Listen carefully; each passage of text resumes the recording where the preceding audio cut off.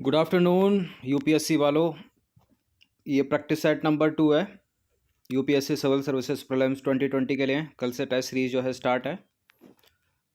तो इसका जो प्लेलिस्ट इसकी बना देंगे, डिस्क्रिप्शन बॉक्स में उसका लिंक मिल जाएगा। 4 से 5 टेस्ट जैसे ही कंप्लीट होते हैं तो प्रैक्टिस करेंगे इसमें हम स्टैटिक ज्योग्राफी के प्रश्नों पर।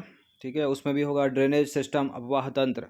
हर साल जो है एक आधा प्रश्न बनता ही है यूपीएससी सिविल सेवा में, और इस बार भी बना था इंडस रिवर सिस्टम से, सिंधु नदी तंत्र से। तो चलिए क्वेश्चन नंबर 1 पर आ जाइए। यह है प्रैक्टिस सेट नंबर 2। सिंधु नदी के संदर्भ में निम्नलिखित कथनों पर विचार करेंगे। 2 कथन है यहाँ पर, बताने के इनमें से कौन सा करेक्ट है। सिंधु नदी कैलाश पर्वत श्रेणी में बोखरचू के निकट एक हिमनद से निकलती है और अरुणाचल प्रदेश में इस नदी को सिंगी खंबान के नाम से जाना जाता है। कौन सा करेक्ट है? देखिए, अरुणाचल प्रदेश में नहीं बल्कि तिब्बत में इस नदी को सिंगी खंबान के नाम से जाना जाता है। गलत है दूसरा वाला स्टेटमेंट, पहला वाला सही है। कैलाश पर्वत श्रेणी में बोखरचू के निकट एक ग्लेशियर यानी एक हिमनद से निकलती है इंडस रिवर, सिंधु नदी।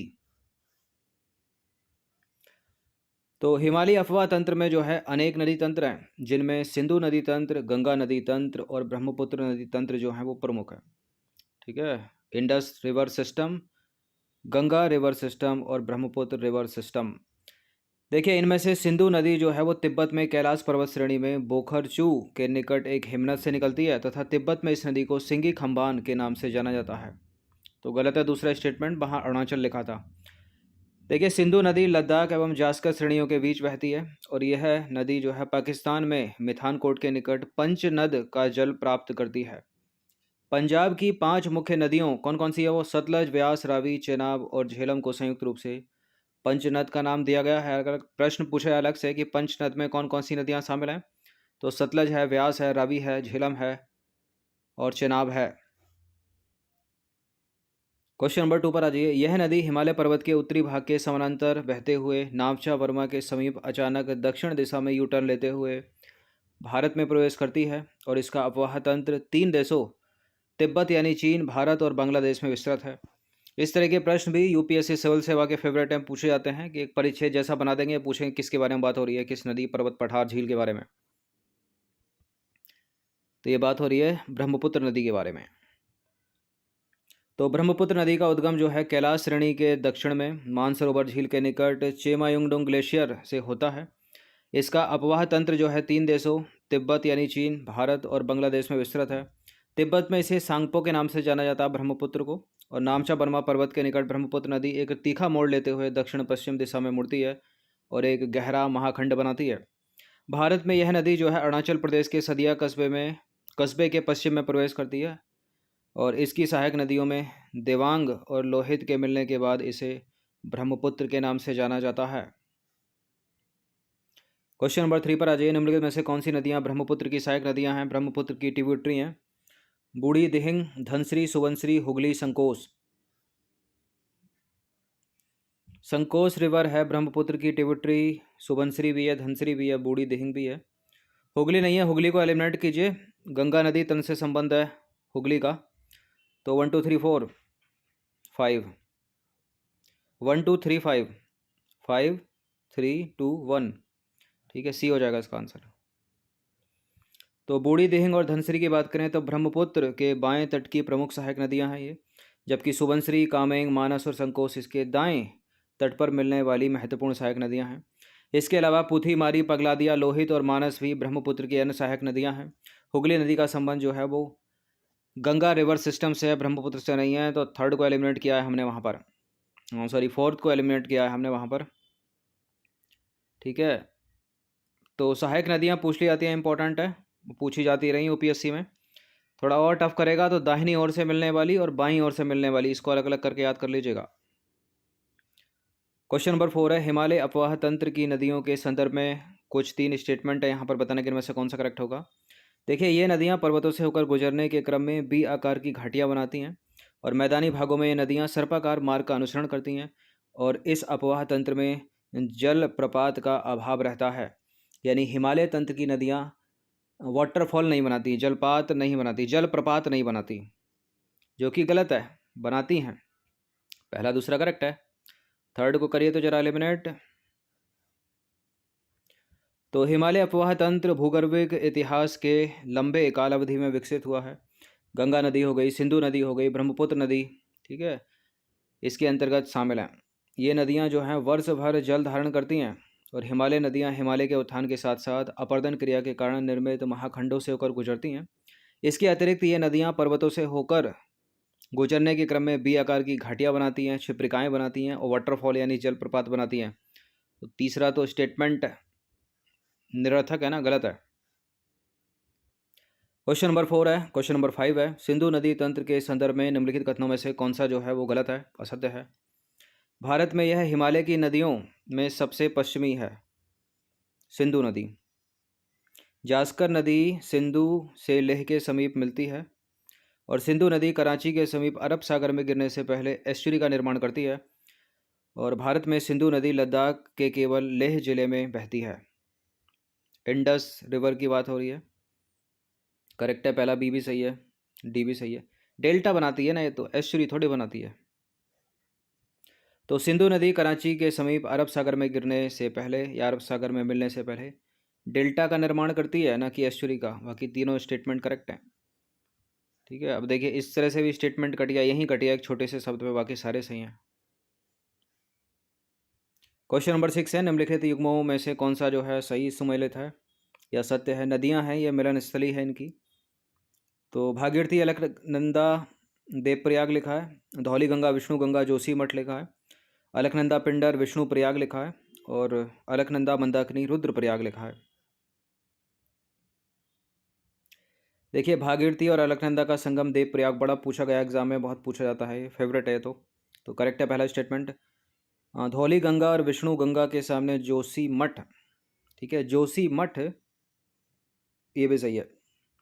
अलकनंदा और पिंडर का जो संगम है वो कर्ण प्रयाग है, विष्णु प्रयाग नहीं है। थर्ड को एलिमिनेट कीजिए, अलकनंदा मंदाकिनी रुद्र प्रयाग सही है।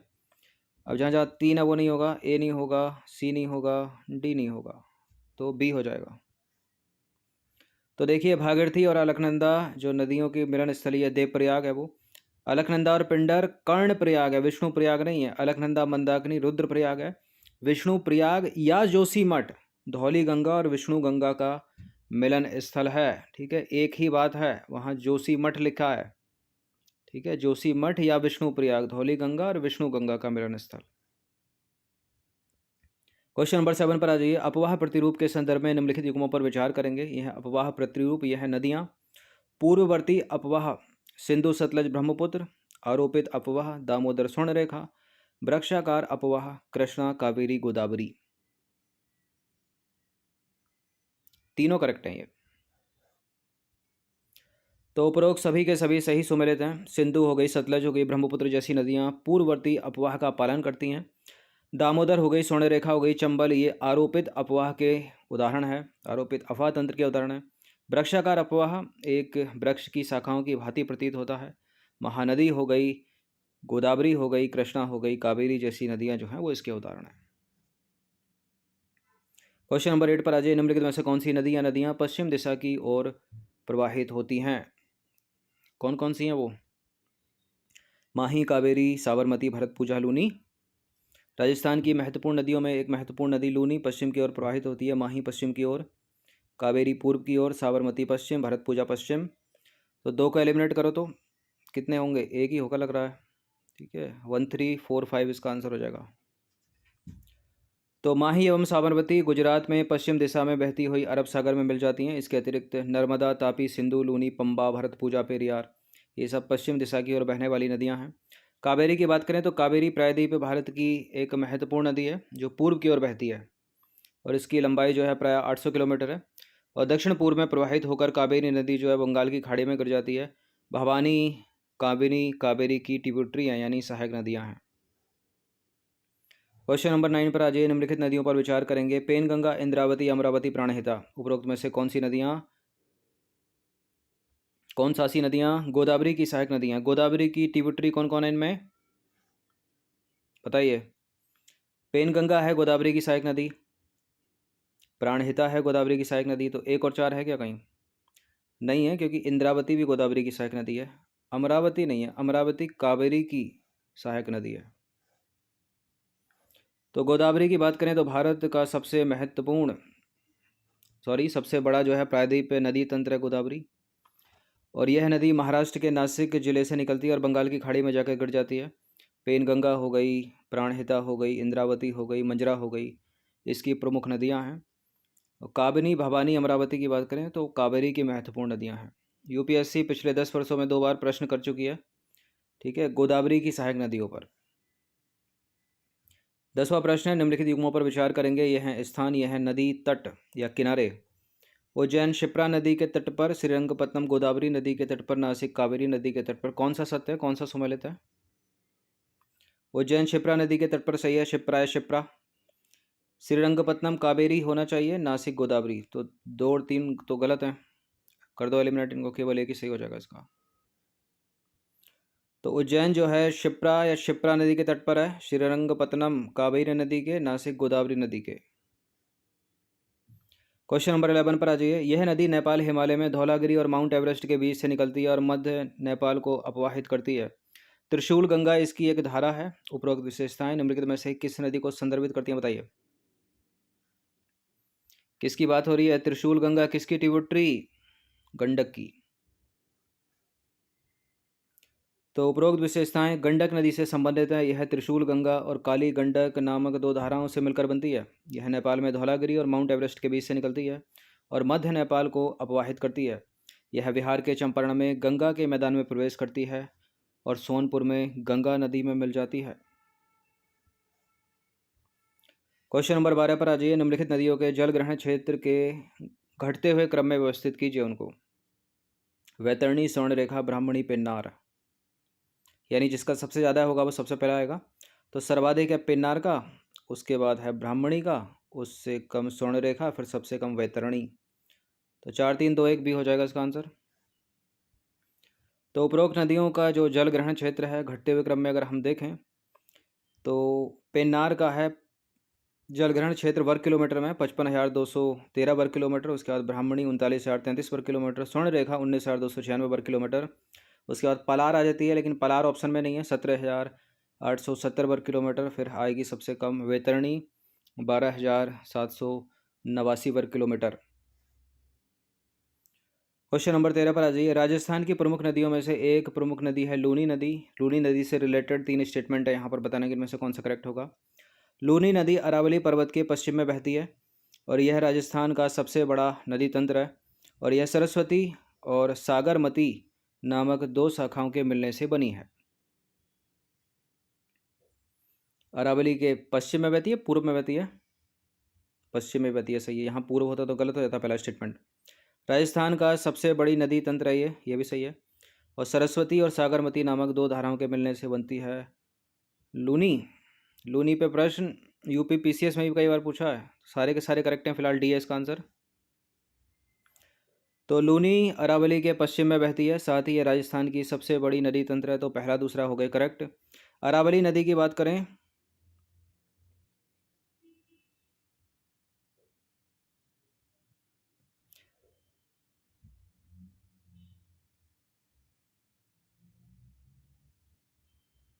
देखिए, अरावली नदी पुष्कर के समीप 2 धाराओं के रूप में निकलती है। ये धाराएं गोविंदगढ़ के पास आपस में मिल जाती हैं और अरावली से बाहर निकलकर लूनी के रूप में जानी जाती हैं। ठीक है, तो तीसरा वाला भी करेक्ट हो गया। और लूनी नदी तेलवाड़ा तक पश्चिम दिशा में बहती है। इसके बाद यह दक्षिण पश्चिम की ओर मुड़कर कच्छ के रण में विलुप्त हो जाती है।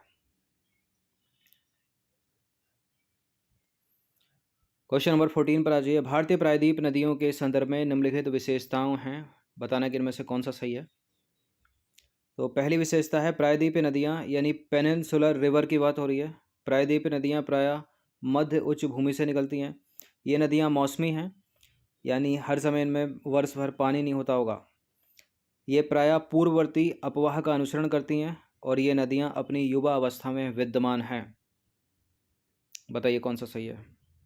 देखिए, पूर्ववर्ती अपवाह का अनुसरण पेनिनसुलर रिवर करती हैं या हिमालय रिवर करती हैं? हिमालय नदियाँ करती हैं ना, ठीक है, गलत है।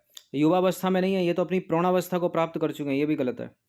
बाकी मौसमी हैं ये नदियाँ, ठीक है। और प्रायद्वीपीय नदियाँ प्रायः मध्य उच्च भूमि से निकलती हैं, पहला भी सही है। तो 1 और 2 करेक्ट हैं, 3 और 4 जो है वो है इनकरेक्ट।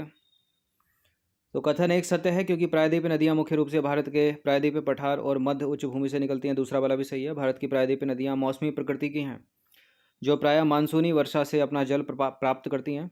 और इसके विपरीत हिमालय नदियों की बात करें तो वर्ष भर वो अपवाहित रहती हैं। तीसरा वाला गलत है क्योंकि प्रायद्वीपीय नदियां प्रायः अनुवर्ती अध्यारोपित आयताकार अरीय और जाली नुमा अपवाह का अनुसरण करती हैं। वहीं दूसरी ओर हिमालय नदियों की बात करें तो जो हिमालय नदियां वो पूर्ववर्ती और वृक्षाकार अपवाह का अनुसरण करती हैं, ये चीज़ याद रखिएगा। चौथा वाला भी गलत है क्योंकि हिमालय नदियों के विपरीत प्रायद्वीपीय नदियां पूर्णावस्था के साथ क्रमिक परिच्छेदिका वाली होती हैं, जो लगभग अपने आधार तल को प्राप्त कर चुकी हैं। ठीक है, पेनिनसुलर रिवर पूर्णावस्था में है, हिमालयी नदियां जो हैं वो युवावस्था में है। 15वां प्रश्न है, अंतिम प्रश्न है ये। क्या है इसमें? निम्नलिखित नदियों पर विचार करेंगे। ब्रह्मपुत्र, सुबनसिरी, लोहित, बराक। निम्नलिखित में से कौन सी असम से होकर बहने वाली नदियां हैं? कौन कौन सी नदियां हैं जो असम से होकर बहती हैं? ठीक है, यूपीएससी प्रश्न कर चुकी है हिमाचल प्रदेश से होकर बहने वाली नदियों के बारे में। 14-15 में किया था, 13 में किया था शायद। अब उसी तरह से एक प्रश्न ये है कि असम से होकर बहने वाली नदियां बता दीजिए। देखिए, ब्रह्मपुत्र तो है असम में, लोहित भी है असम में, सुबनसिरी भी हो गई, 1 2 3 हो गया। बराक भी तो है या नहीं है? है बराक भी। 1 2 3 4 हो गया, सभी हो गए। ठीक है, तो देखिए असम जो है, असम की बात करें तो भारत के पूर्वोत्तर में स्थित भारत का एक प्रमुख राज्य है। असम बांग्लादेश और भूटान के साथ अंतर्राष्ट्रीय सीमा बनाता है। और असम से होकर बहने वाली नदियों में निम्नलिखित नदियां कौन कौन सी हैं? ब्रह्मपुत्र, सुबनसिरी, बराक, कामेंग, धलेश्वरी, कोपिली, ठीक है, दिहांग या शियांग, और लोहित जिसको तेलू भी बोलते हैं।